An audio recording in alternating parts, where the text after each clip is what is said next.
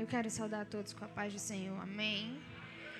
Peço que os irmãos abram vossas Bíblias no livro de Marcos, capítulo 8, versículo 22.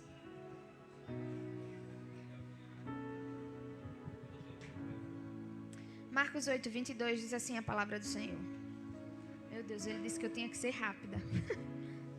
Eu demoro porque eu tenho cuidado de fazer com que vocês entendam o contexto que eu quero passar para vocês, entendeu?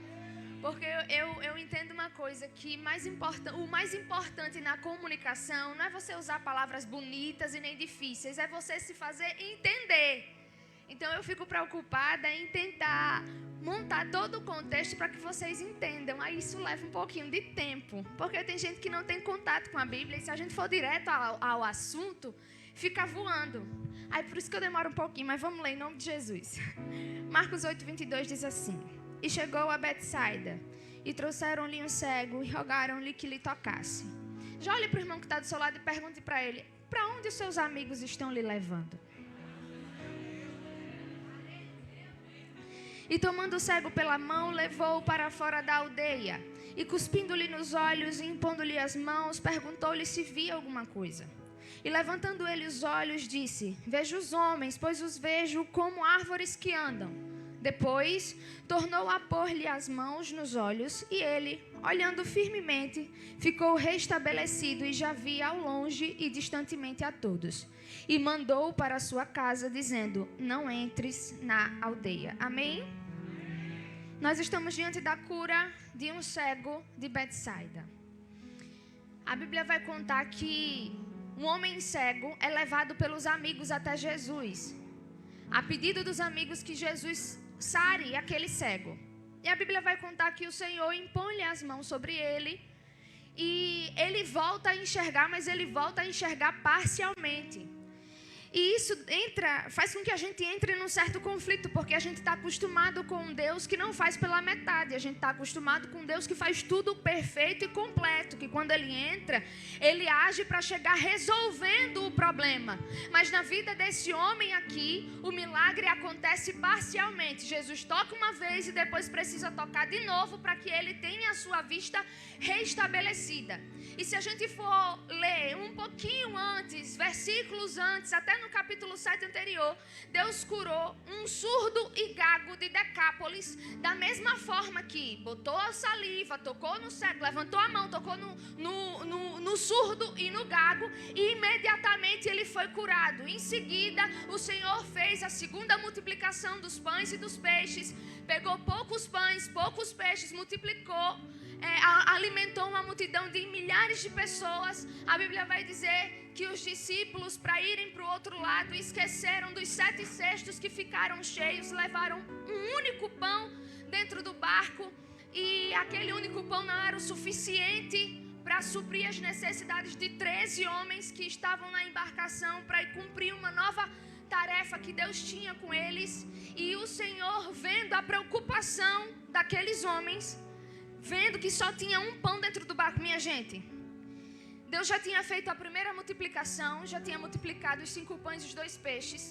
Agora o Senhor já está na segunda multiplicação, com poucos pães e com poucos peixes, Ele também alimenta a multidão. Os discípulos que estavam desapercebidos, quando são convidados para fazer uma viagem com Jesus, esquecem, porque quando Deus multiplicou, alimentou-se a multidão toda, ainda sobraram 7 cestos cheios. E quando o Senhor convida eles para uma nova viagem, para uma nova missão, eles esquecem dos pães que sobraram, dos 7 cestos, porque para fazer uma viagem longa, e eram os 12 discípulos e ainda Jesus dentro do barco, tinha que ter muita comida para alimentar. E eles esquecem, estão desapercebidos, esqueceram da comida. Quando olham, só tinha um único pão dentro do barco para alimentar 13 pessoas, e eles começam a se preocupar. E Jesus olha para eles e diz assim: cuidado com o fermento dos fariseus. Quem eram os fariseus? Aqueles que até conheciam a lei, mas não acreditavam no Messias. Aqueles que conheciam a palavra, mas não criam nos milagres, nos mistérios de Deus. E a Bíblia diz que o Senhor olha para eles e diz: cuidado com o fermento dos fariseus. Aí eles começam a pensar que Deus estava falando de pão, porque só tinha um único pão. Deus já tinha multiplicado uma vez, Deus já tinha multiplicado outra vez.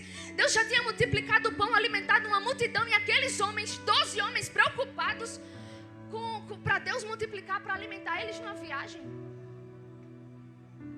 Às vezes Deus está conosco, mostra que é conosco, faz um milagre, faz de novo, age na nossa vida, mostra que a mão dele está na nossa vida, e ainda assim a gente ainda fica duvidando, questionando.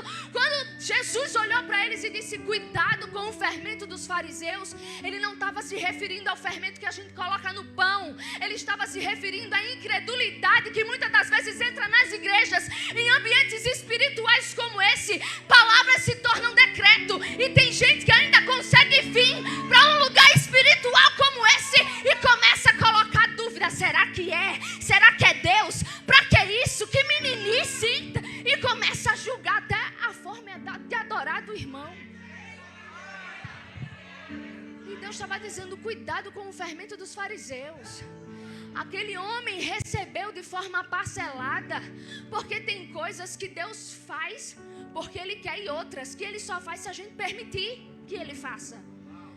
Tem coisas que Deus não vai interferir sem que a gente abra a porta para Ele entrar.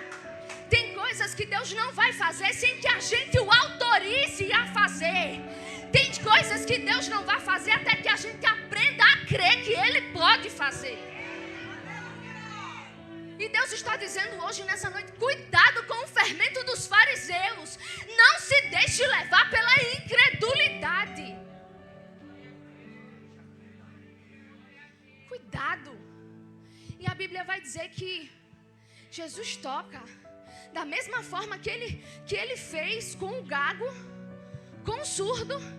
Era o mesmo Jesus, era o mesmo poder, era a mesma unção, era a mesma saliva. Era o mesmo ritual, vamos dizer assim. E porque um recebeu por completo e o outro recebeu parcialmente. E às vezes a gente não entende porque o nosso irmão está vivendo um milagre e a gente está esperando, porque Deus começou e não terminou. E aí a Bíblia vai dizer que é necessário o Senhor tocar de novo, mas não somente isso. O Senhor pega na mão dele e leva ele para fora da aldeia. Como cego, a aldeia onde ele vivia estava acostumado a viver. Era um ambiente confortável, porque cego, ele não vê, ele não enxerga.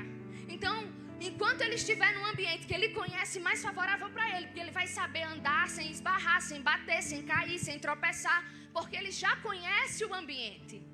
Agora Jesus tira ele de um ambiente que está confortável para ele e leva ele para fora.